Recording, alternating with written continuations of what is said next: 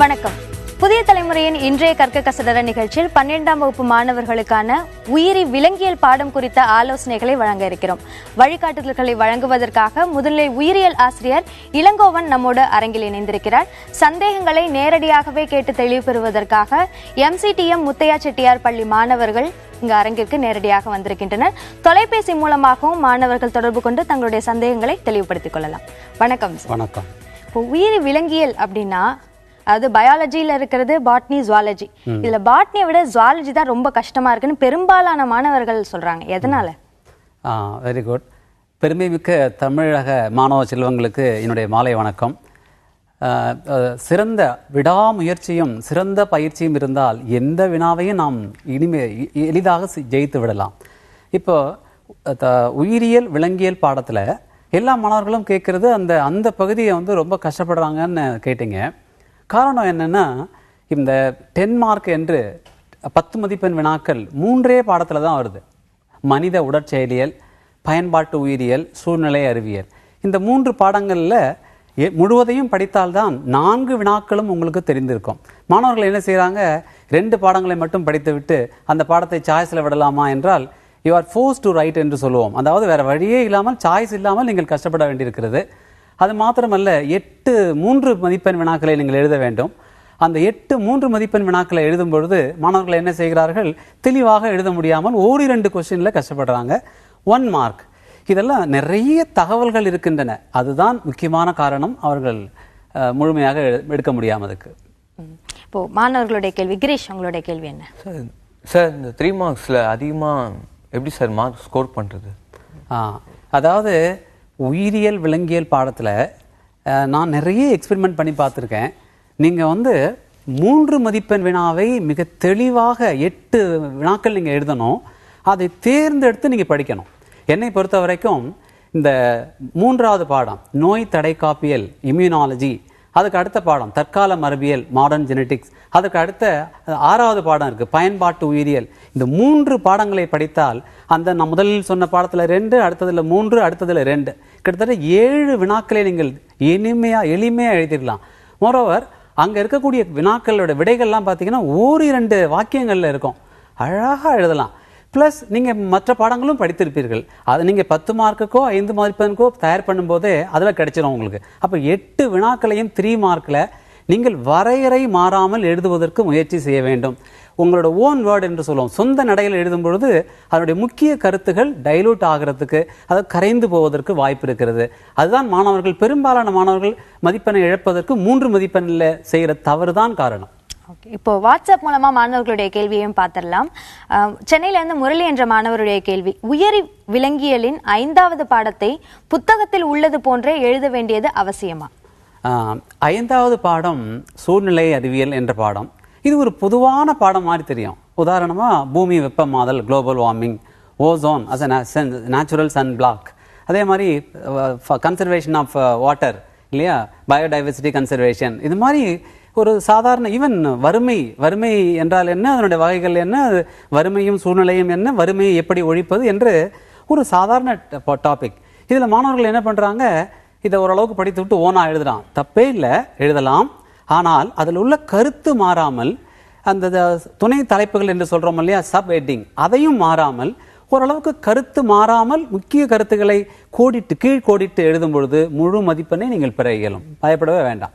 அடுத்த அமருதீன், உங்களுடைய கேள்வி. சார், நான் ஃபர்ஸ்ட் இம்யூனாலஜி கம்பல்சரி கொஸ்டின், அதான் மாணவர்கள் எல்லாம் அந்த லெசனை பற்றி தான் பயப்படுறாங்க.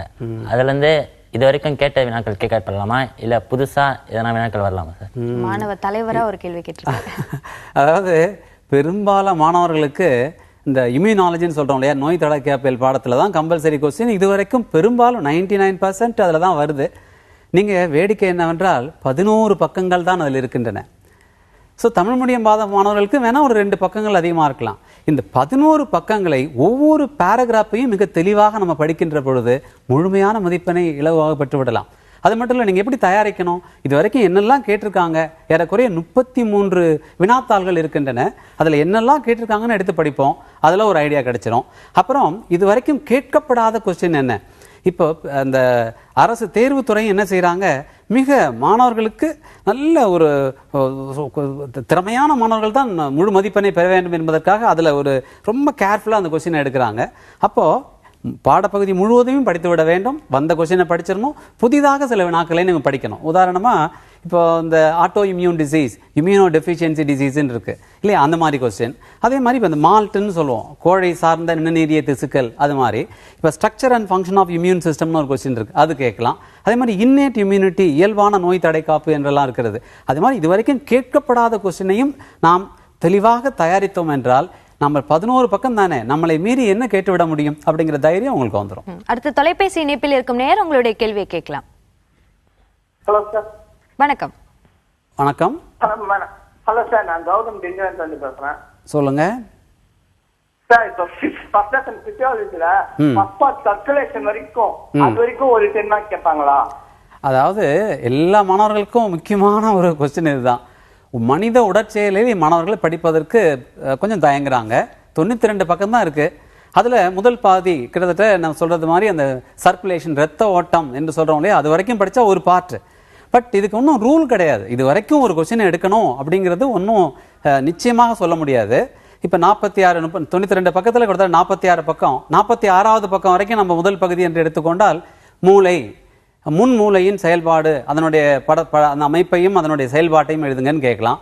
அது நினைவாற்றல், தூக்கம், அதை பற்றி கேட்கலாம். ஸ்ட்ரோக்குன்னு சொல்கிறோம் இல்லையா, அந்த பக்கவாதம், அதை பற்றி கேட்கலாம். அதனால் நீங்கள் பெரும்பாலும் முதல் பகுதியில் வரும். நம்ம அதையே நம்பிக்கொண்டு இருக்காமல் அதற்கு அடுத்த பகுதியில் இருக்கக்கூடிய மிக எளிமையான வினாக்கள், அந்த ஹார்மோன் லெசன்லாம் ரொம்ப ஈஸியாக இருக்கும். இப்போ தைராய்டு சுரப்பி ஆகட்டும், பிட்யூட்ரி சுரப்பியெல்லாம் பெரும்பாலும் இன்னும் கேட்கல. அதை பற்றி அடினோ ஹைப்போஃபைசிஸ் சொல்கிறோம் இல்லையா, அந்த பகுதி. அதே மாதிரி இந்த அட்ரீனல் மெடுல்லா ரொம்ப அருமையான ஒரு கொஸ்டின் இருக்கு. பாராதைராய்டு ரொம்ப ஈஸியான கொஸ்டின். கணையம், அது மாதிரி அதுலேயும் சில கொஸ்டின் படித்து கொண்டால் நல்லது. இதிலே பெரும்பாலும் வந்துடும். இருந்தாலும் அதற்கு ஒன்றும் கேரண்டி கிடையாது. இப்படி தான் கட்டாயம் முதலில் பகுதியில் கேட்க வேண்டும் என்று ஒரு விதி இல்லை. அதனால நீங்கள் மற்ற கொஸ்டினையும் படித்துக்கொள்வதுதான் சிறந்த ஆலோசனை. அடுத்து வாட்ஸ்அப் மூலமாக ஜெயகார்த்திக் திருவண்ணாமலையிலிருந்து அவருடைய கேள்வி, முழு மதிப்பெண் பெறுவது எப்படி பயோசுவாலஜியில்? முழு மதிப்பெண் பெறுவது எப்படி என்று பார்க்கின்ற பொழுது மாணவர்கள் எங்கே தவறு செய்கிறார்கள்? என்னை பொறுத்த வரைக்கும் 3 மதிப்பெண்ணில் தான். ஒரு பையன் 8 3 மார்க்கு, பாட்னியில் 7 3 மார்க், 15 3 மார்க்கையும் மிக தெளிவாக எழுதிவிட்டால் அந்த பையனுக்கு திருத்துகின்ற ஆசிரியரே இவ்வளவு தெளிவான வரையறையை அவன் கொடுத்திருக்கிறானே, மிக தெளிவான படத்தை கொடுத்திருக்கிறானே, நிச்சயமாக இந்த பையன் நல்லா படிக்கிற பையங்கிற ஒரு ஐடியா கிடைக்கும். 1 மார்க்கை ரொம்ப கேர்ஃபுல்லாக படிக்கணும். இது வரைக்கும் வந்த வினாக்களை படித்துக் கொள்ளுங்கள், புக் பேக்கில் இருக்கிறத படிச்சுக்குங்க. நீங்கள் 10 மார்க் 5 மார்க் படிக்கும் பொழுது அங்கே கிடைக்கிற 1 மார்க்கெல்லாம் நீங்கள் அண்டர்லைன் பண்ணி ஆசிரியர்கள் நடத்தும் போதே சொல்லுவாங்க, இதெல்லாம் முக்கிய கருத்து என்று. அந்த வினாக்களையும் நீங்கள் படித்துக்கொண்டு 1 மார்க்கில் 3 மார்க்கில் தவறு இழைக்காமலும், கம்பல்சரி கொஸ்டினை நீங்கள் எதிர்பார்த்து எப்படிலாம் கேட்கப்படுவார்கள் என்றதை நீங்கள் கொஞ்சம் அனுமானித்து கொண்டு படித்தால், ப்ளஸ் 10 மார்க்கை கரெக்டாக நீங்கள் நல்ல பயிற்சி எடுத்திருந்தீங்கன்னா, ஒரு 5-6 தேர்வுகள் எழுதி எல்லா அரசு தேர்வுகளையும் எழுதி பார்த்துருந்தீங்கன்னா உங்களுக்கு முழுமையான மதிப்பெண் மிக இலகுவாக கிடைக்கும். அடுத்த தொலைபேசி இணைப்பில் கோவையிலிருந்து ரேணுகா, உங்களுடைய கேள்வி என்ன? Hello sir, good evening sir. Good evening sir. எனக்கு பயோஜுவாலஜி, பயோபாட்னி ரெண்டுமே ஃபுல் மார்க் வாங்கணும். ஆனா இது வரைக்கும் ஸ்கூல்ல நடந்த எக்ஸாம்ஸ் எல்லாம் டீச்சர்ஸ் புக்ல எப்படி இருக்கும் அதே மாதிரி எழுதணும் அப்படின்னு எக்ஸ்பெக்ட் பண்றாங்க. நம்ம போர்ட்லயும் அப்படி எழுதணுமா? அப்புறம் 1 மார்க் 3 மார்க் அதெல்லாம் ஃபுல் மார்க் ஸ்கோர் பண்றதுக்கு என்ன பண்ணலாம்? ட்விஸ்டட் क्वेश्चंस எப்படி அப்ரோச் பண்றது சார்? Very good. அதாவது புத்தகத்துல உள்ளது மாதிரியே எழுத வேண்டுமா? சிபிஎஸ்இ மாணவர்கள்லாம் அப்படி எழுதுவதில்லையே என்று பெற்றோர்களுக்கும் மாணவர்களுக்கும் பெரிய ஆதங்கம் இருக்கிறது. நாங்களும் அப்படியே புத்தகத்தில் இருக்கிறதை அப்படியே வாமிட்டு எடுக்கணும்னு ஒருபோதும் சொல்வதில்லை. ஆனால் முக்கியமான கருத்துக்களை நீங்கள் கருத்து மாறாமல் எழுத வேண்டும் அல்லவா? இப்போ நீங்களே எழுதும் பொழுது நீங்கள் என்ன புத்தக ஆசிரியரா? அப்படி எழுதும் பொழுது ஏதாவது தவறுகள் வந்துவிடும். அப்போ 1/2 மார்க் 1 மார்க் குறையும். அந்த 1 மார்க் குறைஞ்சா உடனே கேட்குறாங்க பையங்க, சார் எனக்கு 9 தான் போட்டீங்க, எங்கே சார் நான் தப்பு பண்ணியிருக்கேன் அப்படின்னா கருத்துக்கள் சிதைந்திருக்கிறது என்பது பொருள். அப்போது அந்த கருத்துக்கள் மாறாமல் எழுதுவது மிக மிக முக்கியமானது ஒன்று. நீங்கள் இந்த எல்லா துணை தலைப்புகளையும் கரெக்டாக நீங்களே ஒரு டைட்டில் கொடுக்காம புத்தகத்தில் உள்ள டைட்டில் எடுத்துக்கோங்க. அந்த உடற்செயலியலில் மட்டும்தான் நீங்கள் ஓரளவுக்கு அதே மாதிரி எழுத முடியும். மற்ற அந்த சூழ்நிலை அறிவியலில் நீங்கள் ஓனாக எழுதலாம். ஈவன் பயன்பாட்டு உயிரியலில் கூட உங்களுடைய சொந்த நடையில் எழுதலாம். கருத்து மாறாமல் எழுத வேண்டும் ஒன்று. அதே போல 3 மதிப்பெண்களுக்கு நான் ஏற்கனவே குறிப்பிட்டிருக்கிறேன், நோய் தடை காப்பியல், தற்கால மரபியல், பயன்பாட்டு உயிரியல், முடிந்தால் கடைசி பாடத்தை எல்லாரும் ஒதுக்கிடுறாங்க இல்லையா, தியரிஸ் ஆஃப் எவல்யூஷன் என்று சொல்லக்கூடிய அந்த பாடத்திலே ஒரு 15 3 மார்க் படித்தால் கேரண்டி ஒரு கொஸ்டின் கண்டிப்பாக வந்துடும். ஸோ அப்படி படித்து கொண்டு நீங்கள் இந்த கொஸ்டின் எனக்கு தெரியும் என்று அறுதியிட்டு எழுதினால் வந்துவிடும். 1 மார்க்கில் ரொம்ப கேர்ஃபுல்லாக நீங்கள் எந்த பகுதியெல்லாம் படிக்காமல் இருக்கிறீர்களோ அதை முக்கிய கருத்துக்கள் எல்லாம் தேடி படித்து கொண்டால் முழுமையான மதிப்பெண்ணை நீங்கள் கண்டிப்பாக பெற முடியும். யுகேந்திரன், உங்களுடைய கேள்வி. சார் 5 மார்க் பகுதியில் 5 பாயிண்ட் எழுதுனா போதுமா இல்லை இருக்கிற எல்லா பாயிண்ட்டும் எழுதணுமா சார்? வெரி குட், நல்ல கொஸ்டின் இது. மாணவர்கள்லாம் என்ன நினைத்துட்டு இருக்காங்க, 5 மதிப்பெண் வினாக்கள் என்றால் 5 பாயிண்ட் போதும். பழைய மாதிரியெல்லாம் பார்த்தீங்கன்னா கீழே அப்படி தான் இருக்கும், ஏதேனும் 5 பாயிண்ட் எழுதுனா போதும் 5 மார்க். இப்போ அப்படி இல்லை. ஏனென்றால் போட்டி அதிகமாக இருக்கிறது. மாணவர்கள் அப்படியே எழுதுகிறார்கள், மிக நேர்த்தியாக தேர்வினை எழுதுகிறார்கள். எந்த மாணவருக்கு மதிப்பெண்ணை குறைப்பது அந்த அளவுக்கு இருக்கிறது. 5 மதிப்பெண் 5 பாயிண்ட் போதும் என்றாலும் நீங்கள் அதில் ஏதேனும் வேற ஒரு பாயிண்ட் கலந்துருக்கலாம். அதனால ஒரு 7 பாயிண்ட், முடிந்தால் எல்லா பாயிண்ட்டையும் எழுதுனா நல்லது. எனக்கு ஒரு பாயிண்ட் மறந்து விட்டது சார், அதனால மார்க் குறையாது, கவலைப்பட வேண்டாம். ஒரு 7 பாயிண்ட் 9 மதிப்பெண்கள் 9 பாயிண்ட் எழுதுவது நல்லது எப்போதுமே. அடுத்த தொலைபேசி இணைப்பில் அருண், உங்களுடைய கேள்வி. அதான் சார், நான் ஹியூமன் பிசியாலஜி வந்து 1 to 40 பேஜ் படிச்சிருக்கேன் சார். Very good. அப்புறம் என்விரான்மெண்டல் பயாலஜி படிச்சிருக்கேன், அப்ளைட் படிச்சிருக்கேன் சார். இது 10 மார்க்குக்கு போதுமா? போதுமா? Very good. இதைத்தான் இன்னொரு மாணவியும் கேட்டிருக்காங்க. கரெக்ட், அதே தான். நீங்க முதல் 40 பக்கத்துல போதுமா என்றால் போதும், வந்துவிடும். பெரும்பாலும் வரும். சில சமயங்களில் நான் சொன்னேன் இல்லையா, அந்த நரம்பு மண்டலம்னு ஒரு பகுதி இருக்கு, மூளை தண்டுவிடம் என்ற பகுதியெல்லாம் இருக்கு. ஸோ அதுலேருந்து ஏதாவது ஒரு கொஸ்டின் அதுலேயும் பார்த்தீங்கன்னா அது முதல் பகுதியில் தான் வருது. அது வரைக்கும் நம்ம எப்படி இதை கேரண்டியாக சொல்ல முடியாது. பட் முடிந்தால் அந்த 2வது பார்ட் சொல்றீங்களே, அதில் இலகுவான கொஸ்டின் நீங்கள் படிங்களேன். மாதவிடாய் சுழற்சி இலகுவாக இருக்கும், அந்த பிறப்பு கட்டுப்பாடு இலகுவாக இருக்கும். ஈவன் இந்த கண் பார்வை, அந்த கண் குறைபாட்டு நோய்கள், எரர்ஸ் ஆஃப் ரெஃப்ராக்ஷன் சொல்ற மாதிரி ரொம்ப ஈஸியா இருக்கும். அதெல்லாம் நீங்க ஓனா கூட எழுதலாம். படம் கொஞ்சம் நல்லா போட போதும். ஓரளவுக்கு நம்ம தொடர்ந்து உயிரி விலங்கியல் குறித்து நம்ம பேசுவோம். அதற்கு முன்பாக கற்க கசடர நிகழ்ச்சியில் ஒரு சிறிய இடைவேளை. கற்க கசடர நிகழ்ச்சியில் தொடர்ந்து தொலைபேசி இணைப்பில் சந்தேகத்தை கேட்பதற்காக ஸ்ரீனிவாசன் இணைந்திருக்கிறார். ஸ்ரீனிவாசன், உங்களுடைய கேள்வி என்ன? Hello sir. ஸ்ரீனிவாசன் சொல்லுங்க. Good afternoon sir. Good afternoon sir. இப்போ மார்க்னா என்னென்ன 10 மார்க் எங்கெங்கிருந்தெல்லாம் வரும்னு கேட்டிருக்காரு. மனித உடற்செயலியல் பாடத்துலேருந்து 2 10 மார்க் வரும். சூழ்நிலை அறிவியல்லேருந்து ஒரு 10 மார்க்கு, பயன்பாட்டு உயிரியல்லேருந்து ஒரு 10 மார்க். ஸோ பெரும்பாலான மாணவர்கள் பயன்பாட்டு உயிரியல்லேருந்து ஒரு 10 மார்க் எழுதலாம். உடற்செயலியிலிருந்து எழுதக்கூடிய 10 மார்க் ஒரு கொஸ்டினாவது நீங்கள் எழுதுனீங்கன்னா உங்களுக்கு நேரமும் குறைவாக எடுத்துக்கொள்ளும். அதே போல மதிப்பெண்ணும் முழுமையாக கிடைப்பதற்கு வாய்ப்பு இருக்கிறது. அடுத்து வாட்ஸ்அப் மூலமாக கோவையிலிருந்து ஷீபா என்ற மாணவருடைய கேள்வி. டயபெட்டிஸ், ஹைப்பர் டென்ஷன், HIV போன்ற வினாக்கள் பல பாடங்களில் இடம்பெற்றிருக்கின்றன. அனைத்தையும் ஒன்றிணைத்து எழுதலாமா? அதாவது எல்லா பாயிண்ட்ஸையும் கம்பைன் பண்ணி எழுதலாமான்னு கேட்டேன். நல்ல கொஸ்டின் இது, ரியலி ரொம்ப அப்ரிஷியேட் பண்றேன். ஏன்னா இப்போ டயபெட்டிக்ஸ் பார்த்தீங்கன்னா ஹார்மோன் லெசன் இன்சுலின்லேயும் சொல்லியிருக்காங்க, கழிவு நீக்கத்திலையும் டயபெட்டிக்ஸை பற்றி முழுமையாக கொடுத்துருக்காங்க. அந்த வினா எப்படிப்பட்டது என்பதை பொறுத்தது.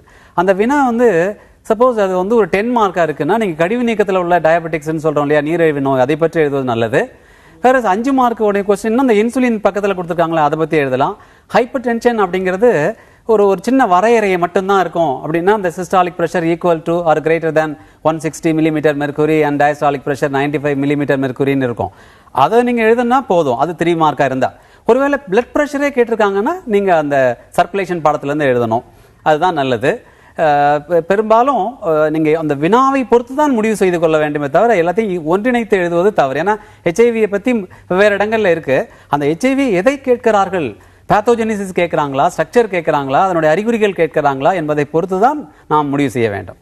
அடுத்து கிரீஷ், உங்களுடைய கேள்வி. சார், இந்த பாட்னி ஜுவாலஜியில் எது சார் ஃபர்ஸ்ட் எழுதணும்? நல்ல கொஸ்டின். இதுவும் கூட பெரும்பாலும் பாட்னி தான் ரொம்ப ஈஸியாக இருக்குமே. பாட்டனிங்கிறது இப்போ முதல் பாடத்தையும் 5வது பாடத்தையும் முடிஞ்ச 4வது பாடத்தையும் நல்லா படிச்சுட்டாலே உங்களுக்கு முழு மதிப்பெண்ணே எடுத்துடலாம் ஏறக்குறை. மற்ற பாடங்கள் எல்லாம் 1 மார்க் பார்த்துட்டா கூட போதும். அதனால பாட்னியை முதல்ல முடிச்சிருங்க. முடிந்தால் 1 மணி நேரம் அல்லது 1 மணி நேரம் 10 நிமிடங்கள் 15 நிமிடத்துலையும் முடிச்சிடணும். ஏன்னா விலங்கியல் பாடத்தில் தான் சில கொஸ்டின்கள் சற்று பெரிதாக இருக்கும். அதனால முதல்ல பாட்னியை எழுதிடலாம், அப்புறமா விலங்கியல் எழுதலாம். இல்லை சார் நான் சைமல்டேனியஸாக எழுதுறேன், 2யும் ஒரே சமயத்தில் எழுத விரும்புகிறேன், எழுதலாம். ஆனால் நீங்க ஏதாவது வினாவை விட்டு விடாமல் எழுத வேண்டும். அடுத்து வாட்ஸ்அப் மூலமாக திருக்கோவிலிருந்து அனீசுடைய கேள்வி. முதல் பாடத்தை தவிர்த்தால் முழு மதிப்பெண் சாத்தியமா? நிச்சயமா எடுக்கலாம். ஆனால் அது இப்போ முதல் பாடத்தில் வந்து நீங்கள் 10 மார்க்கு வேறு பாடத்தில் எழுதிடலாம், 5 மார்க் எழுதிடலாம். 4 1 மதிப்பெண்கள் கேட்கப்படுகிறதே, அதற்கு எங்கே செல்வது? அப்போ அந்த 4 1 மதிப்பெண்கள் உள்ளே இருந்து கேட்டாங்கன்னா கஷ்டம். அதனால் நீங்கள் அதில் இலகுவான கொஸ்டினை படித்துக் கொள்ளுங்கள். 1 மார்க்கை ரொம்ப கேர்ஃபுல்லாக படிங்க, முழு மதிப்பெண்ணை கட்டாயம் பெறலாம். ப்ரொவைடட் மற்ற லெசனை நீங்கள் தெளிவாக படித்திருக்க வேண்டும். அங்கேயும் செலக்டிவ் ரீடிங் கூடாது. இவ்வளவு நேரம் மாணவர்களுடைய சந்தேகங்களுக்கு நீங்க பதில் அளிச்சிருக்கீங்க. நிச்சயமா இது அவங்களுடைய தேர்வுக்கு தயாராகிறதுக்கு உதவியா இருந்திருக்கும். நன்றி. நீங்களும் அரங்கிற்கு வந்து கேள்விகளை கேட்டதற்கு நன்றி. நன்றி. கற்க கசடர நிகழ்ச்சியில் கேட்க நினைக்கும் கேள்விகளை 7550011894 என்ற வாட்ஸ்அப் எண்ணில் குறுஞ்செய்தியாகவோ வீடியோ பதிவாகவோ கேட்கலாம். புதிய தலைமுறையின் ஃபேஸ்புக், ட்விட்டர் பக்கங்களிலும் சந்தேகங்களை கேட்டு நிகழ்ச்சியில் விளக்கங்களை பெறலாம். இந்நிகழ்ச்சியின் மறு ஒளிபரப்பு அடுத்த நாள் காலை 5:30 மணிக்கு. கற்க கசடர நிகழ்ச்சியின் காட்சி தொகுப்புகளை www.pudiyatalamurai.com என்ற இணையதளத்திலும் யூடியூபிலும் பார்க்கலாம். அடுத்த நிகழ்ச்சியில் ஈரோடு மாவட்ட மாணவர்கள் பங்கேற்ற சிறப்பு கற்க கசடர நிகழ்ச்சி ஒளிபரப்பாகும். அண்மை செய்திகளுக்கு தொடர்ந்து இணைந்திருங்கள் புதிய தலைமுறையோடு.